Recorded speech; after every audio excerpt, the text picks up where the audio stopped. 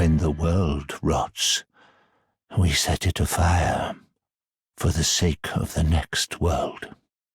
It's the one thing we do right, unlike those fools on the outside.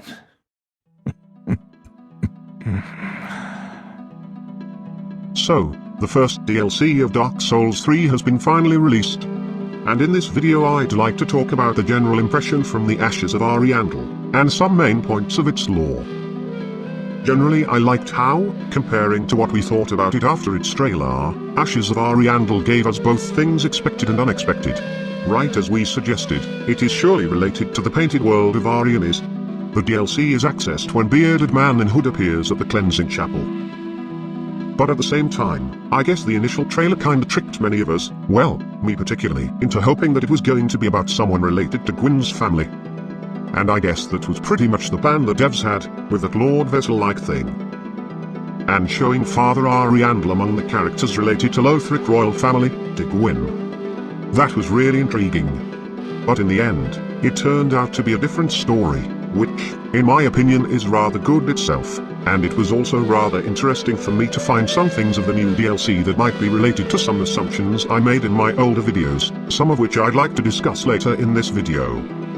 So, the story we get to find in the DLC is that of the cold, and once gentle, painted world.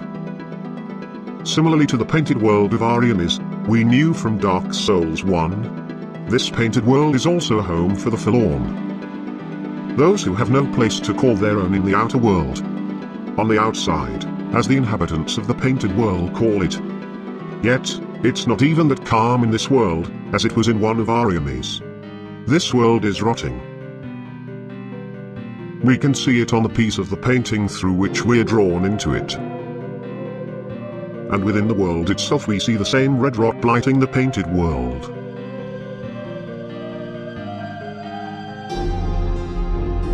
This red thing is apparently the blood itself, as it is stated that the world is painted with blood. So it attracts these blood-sucking flies, or maybe they're rather fly people.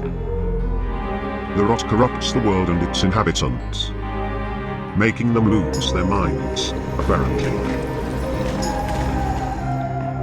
However, it is not the way it was meant to be, as it is said that when the world starts rotting it must be set afire, to cleanse it of the rot, and to give way to a new painting. And maybe it's exactly this cleansing the chapel of the Cathedral of the Deep bears its name for.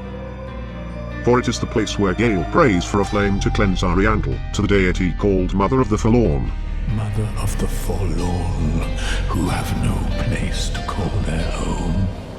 Fire for Ariandel. Fire for Ariandel.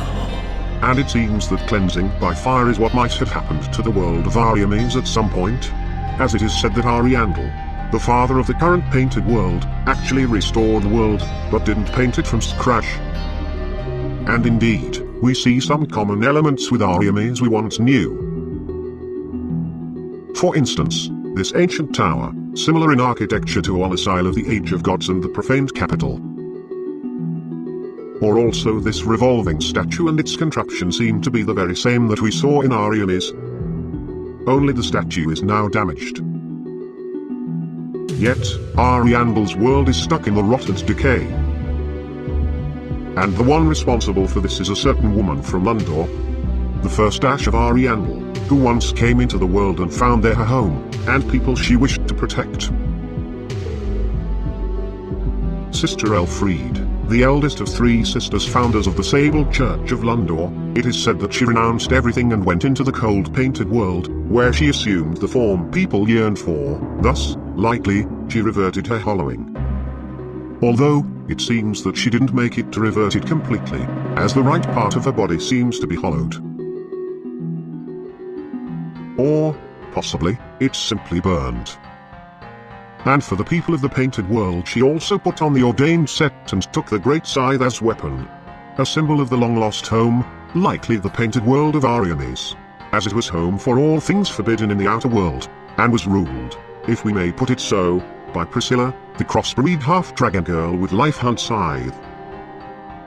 and as it is the peculiar doll that allows us to enter the painting, it is possible that that world was initially created exactly as home for Priscilla in the first place, though it's a speculation. So, it seems, renouncing everything, Friede finally found her home in the painted world, and thus, she wasn't going to simply let it get burnt away. Instead, she acted to protect the painting from fire at any cost. It is suggested that it's exactly her who somehow persuaded Father Ariandel himself to choose to let his work slowly rot to nothing, instead of letting it go for the sake of New World. So Ariandel ends up being chained and flailing himself, producing his blood to appease the flame that would otherwise burn the current painted world along with its rot. Probably this process might be somehow compared to painting over, as the blood is what this world's painted with. However, it wasn't the only measure that was taken in order to secure painted world from fire, and we shall discuss the others soon enough. But for now, let's note that Friede also influenced the Corvian knights of the painted world, who followed her in her determination to preserve their withering painting, even to the point when they raised their weapons against those of their own kin, who apparently wished the painted world's rotting to be put to an end. However, Corvians aren't the only knights following Friede. At the doors of Ariandel's chapel, we meet Sir Vilhelm of Lundor, who serves Sister Friede. In fact, he's a rather peculiar character, and, although I'll probably have to repeat the following in future etymology videos, for the sake of their completeness, I'd like to discuss the meaning of his name and how it fits the character's story now. So, Vilhelm is a quite simple name. The first option regarding its etymology is that it's derived from Old High German elements willow, will and helm, protection. Thus his name might mean one willing to protect. And that actually describes him pretty well. Though, on the first look it might contradict Wilhelm's reputation, as it is said that he was known as a cold-blooded hangman serving the Sable Church of Lundor. But, from the description of the onyx blade, wielded by Vilhelm, we know that this blade was a farewell gift to him from Friede, and the fact that he accepted it meant resignation from her service. This parting gift was likely given when Friede was abandoning her duties within the Sable Church, leaving her past life behind, right before fleeing to the painted world. Thus it's likely that she actually set Vilhelm free of his duty as a knight before leaving for the painting. Yet, we still find him in the painted world, serving her, protecting the painted world from fire. Only this time he clearly serves her not due to his knight's duty before the church, but by his own decision, his own will, to protect her and what's important for her. As it is said that back when he served the Sable Church he was particularly loyal to the eldest sister of Church's three founders, Friede.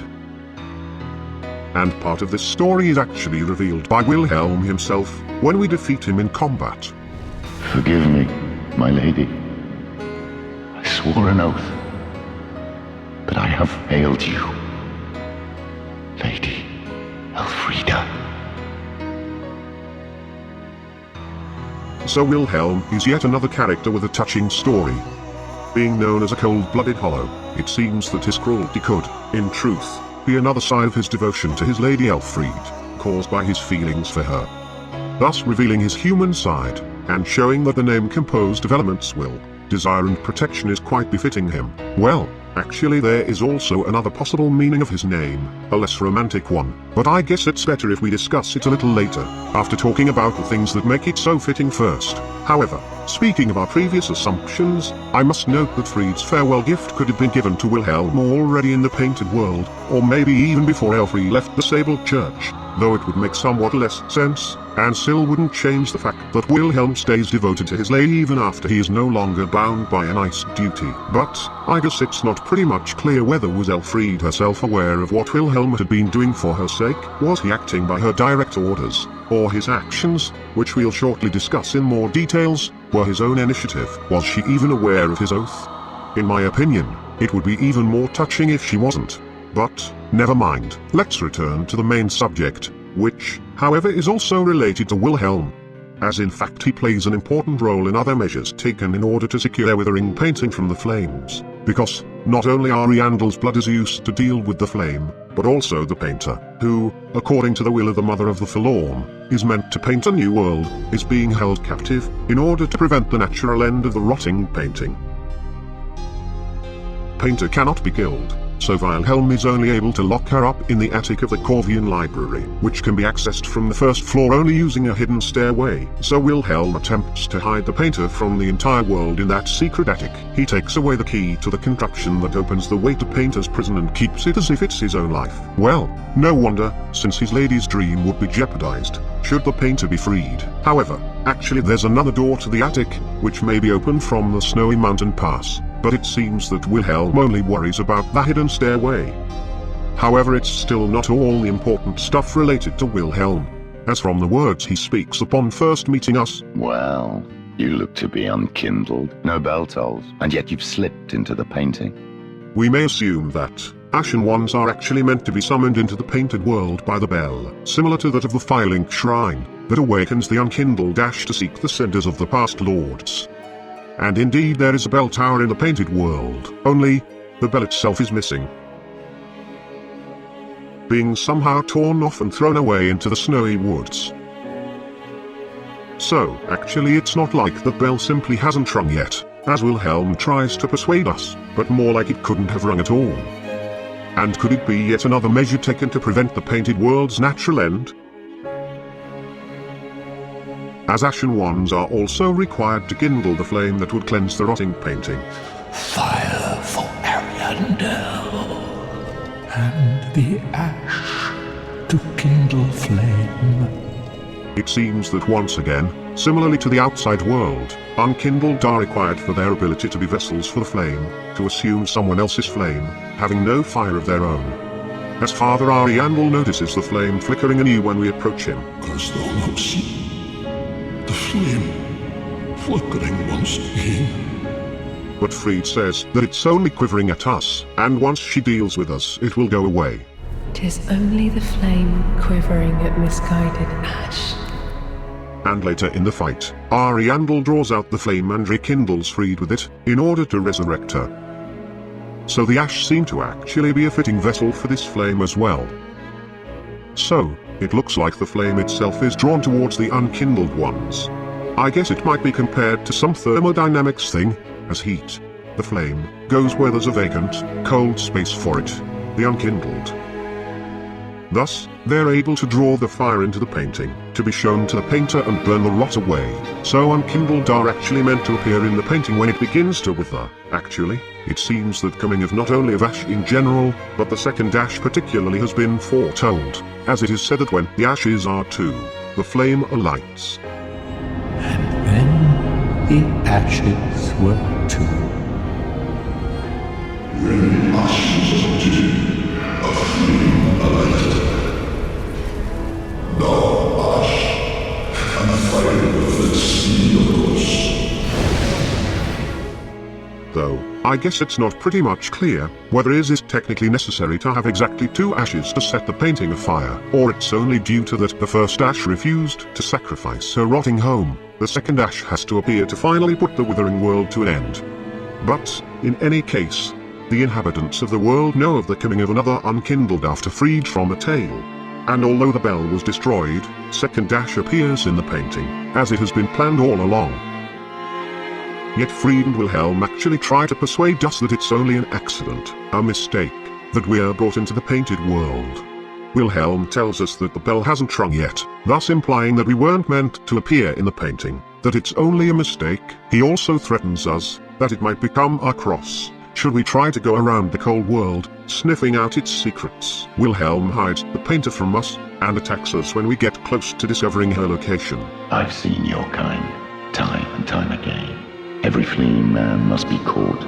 Every secret must be unearthed. Such is the conceit of the self-proclaimed seeker of truth. But in the end, you lack the stomach for the agony that you'll bring upon yourself. And it pretty much fits the second possible meaning of his name that we've mentioned earlier, as element vil of his name might also be derived from Old French vil meaning vile, horrible, awful, while helm element might also mean to cover, to hide. Thus name Wilhelm might refer to him being a sinister hollow who attempts to hide the truth about the painted world from us.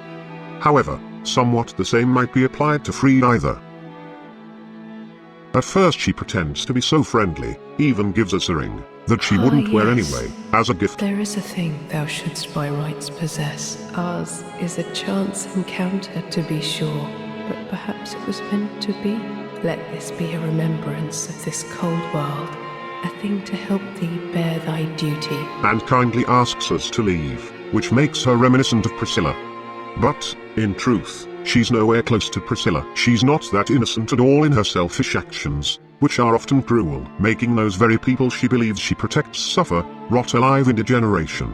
She simply hides the truth from us, pretty much as she hides Father Ariandel, hoping that we shall simply leave the rotting world which she now deems to belong her as her home. Yet, she isn't able to conceal her intentions completely, as at certain point she herself gives away her determination to preserve the rotting world at any cost. Be forewarned, eager Ash. Should this world wither and rot, even then would Ariandel remain our home. Leave us be, Ashen One. Sweep all thought of us from thy mind, as thy kind always have. And now, let's say a few more words on the painter, a young girl, who is meant to paint a new home for the forlorn. She looks so young. Yet, her long hair obviously implies that in truth she is way older than it might appear. And I guess it is meant to emphasize that the new world is meant to be painted by young. And maybe it means that she will remain young in order to fulfill her task, and will only age along with the world she shall create, though it's an enormous speculation, of course. Though, indeed, despite her long hair, that indicates long years spent in this world. Well, most likely spent in this world, that is, as we can't tell for sure for now. She seems to be still young not only in her appearance, but also be young inside. For instance, she has some really great animations, which I believe reveal her personality quite well. In her movements there is so much youthfulness, joy, anticipation of the new vast horizons of the future, excitement about all the new things she is going to paint over the old and withered, rotten world. Of course it's a speculation, but I guess that such details were meant to tell us that the long time, as the length of hair indicate, she spent there didn't affect her. Her heart is young, not yet weary of the world, contrasting with old and tired inhabitants of the withering Ariandel's painting.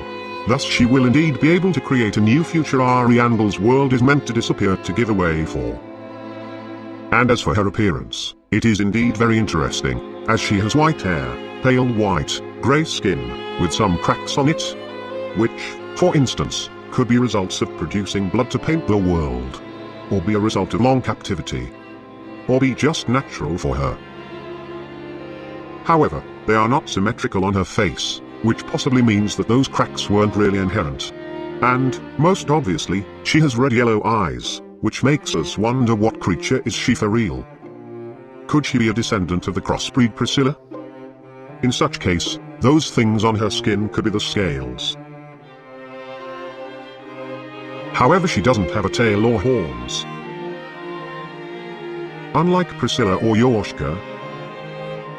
But who knows, maybe she simply is a crossbreed creature that has less of dragon blood in herself. But again, only the left half of her face has cracked skin, which would probably be weird if that skin was actually covered in scales. But, maybe she could be of the same kin as Sullivan, who also has such white, greyish skin. And it seems that Painter's skin's colour is closer to his, rather than that of the crossbreed, which is brighter. And it is revealed by the DLC that Sullivan originates from the painted world, which is a rather good thing to know, as it really might make some things about him clearer. For example, taking the relation between Yorshka, Priscilla, Painted World and Gwyndolin, that might explain how exactly he got to know things that would eventually lead him to his grand plan of taking over the Irith Hill, and probably might even provide the motives for his grudge against the old gods.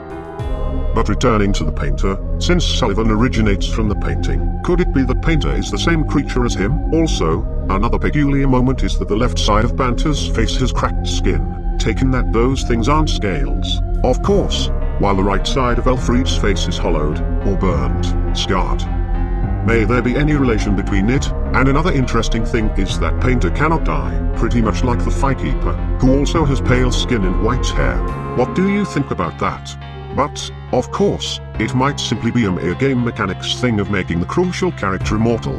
And, Actually, there is one intriguing thing, which seems to be closely related to the enormous importance of the painter as a game character. So, in order to paint a new home for the forlorn painter not only needs to see the flame, as it is said that those who aren't kin to flame can't paint the world, while those who are absorbed by it must not paint the world. But also she needs a pigment to paint a new world, the dark soul of man, which Gael seeks for her. So, could the next DLC be related to the search of that pigment? What do you think about that? And, since we've mentioned Priscilla, let's discuss one very peculiar thing in Ariandel's world that seems to be related to her. A thing that might be speculated to be reminiscent of Priscilla that we find in Ariandel's chapel. This peculiar statue, or maybe even a corpse. On it we can see some black fur and a reptile tail, which makes it somewhat similar to Priscilla. And apparently this thing could have once been used as an altar, and thus it seems that originally the inhabitants of the painted world could actually worship Priscilla, along with Mother of the Forlorn, maybe not as a goddess, but as a saint of sorts. And that could make sense, as she seems to be the leader of the Forlorn of Ariamis, and maybe the first painted world itself was originally meant to be her home in the first place. Truth to speak, I'm not sure whether is it a statue with a snakeskin and fur put over it to represent Priscilla, or is it an actual mummified crossbreed creature. Although, her tail seems to be filled with some clearly artificial things, the rest of the body could still be a corpse, and the missing tail could be explained by the Dark Souls tradition of chopping off the dragon's tails in order to obtain powerful weapons from them, a life hunt dagger, in case with Priscilla. Though of course all of this is pretty much a speculation and this statue could be related to something completely different, or simply a different crossbreed creature, but taken the circumstances and the appearance of the statue, I guess Priscilla should be the first to come to mind. And also there is another enormous speculation related to Priscilla and the painted world of Ariandel. So, Livid Pyromancer Dunnel is a mad spirit NPC who invades us in the cold painted world of Ariandel. And, as we discussed in my previous etymology video, his name seems to be derived from the name Domhnall, which means ruler of the world. While I doubt that his name is actually related to Domhnall of Zayna we knew from Dark Souls 1, I find Dunnell's name, its meaning, rather peculiar. Ruler of the world. Could it mean ruler of the painted world, since we encounter him in Ariandel's painting, after all? Well, while it seems to hardly be the case here on the first look, there is one possibility, which might actually explain this possible interpretation of his name. From the items related to Dunnell we get to know that he once had some hideous spouse, whom he had lost at some point. And maybe it's exactly the grief of the loss that drove him mad in the first place. Now, taking into account the place where he invades us, and also the place where we find his parting flame, which was his offering after he lost his spouse.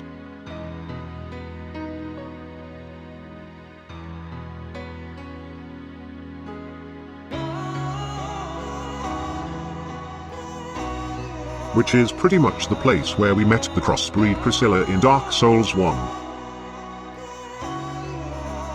Could it be, though it's a wildest of speculations, that the hideous spouse Dunnell was none other than Priscilla, feared for her life hunt abilities? In such case his name might actually fit the meaning of ruler of the world, as being a husband of Priscilla, who pretty much might be called a ruler of the painted world of Ariamis, at least she was the main boss there, and it is also possible that the first painted world was originally designed to be exactly her home in the first place, would make him a ruler of that world as well. Something like Queen and King of sorts. While Priscilla's crossbreed nature and life hunt abilities could pretty much match the hideous description. Though, it is only an almost baseless speculation of course, and only one of the possibilities. As, of course, we know that Dunnell had also visited the Smoldering Lake, Demon Ruins, location, at some point. And there we may find a corpse of a female character who is even related to pyromancy, and might fit the description of hideous even better than Priscilla.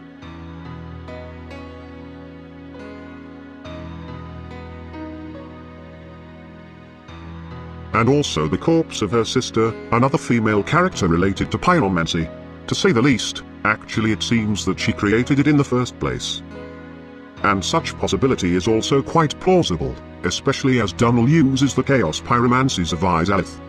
Though, that would hardly explain the meaning of his name. And of course, we must not forget the obvious possibility that his spouse might actually be none of the ones we've mentioned so far, and in fact might be some completely new character. But still, I find the way how the location we find him at and his name's meaning might fit the Priscilla theory too interesting to ignore. And speaking of Priscilla, let's also discuss the statues we find in the both painted worlds we've visited. They depict a woman with a young girl. Presumably, they might be a mother and child. Back in Dark Souls 1, I guess, we could assume that the mother was Velka, taking all the crow and synth things of Ariandel. But, I guess Dark Souls 3 made that a little less likely, as we actually get to find a statue that is explicitly stated to be Velka's. And as we see, Velka is depicted with what seems to be the Book of the Guilty, while the statues of the painted world are most likely venerating the Mother of the Forlorn. And Gael praised the Mother at the Cathedral of the Deep at one of the face-palming statues that are so common for the cathedral, and woman on that statue doesn't hold any books. And her statues are really common while Velka's altar seems to be a hidden, forgotten place. So I guess that might make it less likely that the Mother is Velka, yet, it is still possible. Of course, for instance, the worshippers might even not be aware that it's the same deity as Velka. And, as for the statues of the painted worlds, since they first appear in Ariandel, in case if Ariandel was indeed originally created as home for Priscilla, then the girl could be Priscilla herself. Yet, it's just a speculation, as the statue could be simply a symbol of Mother of the Forlorn with the girl representing all the forlorn, rather than a particular character. And another interesting thing that I'd like to discuss in this video might actually be related to some of the theories we discussed in one of my older videos. The slave knight gear found in the painting of Ariandel. This gear seemed to be reminiscent of sunset set used by Hordric, a mad knight of the Sunless Realms.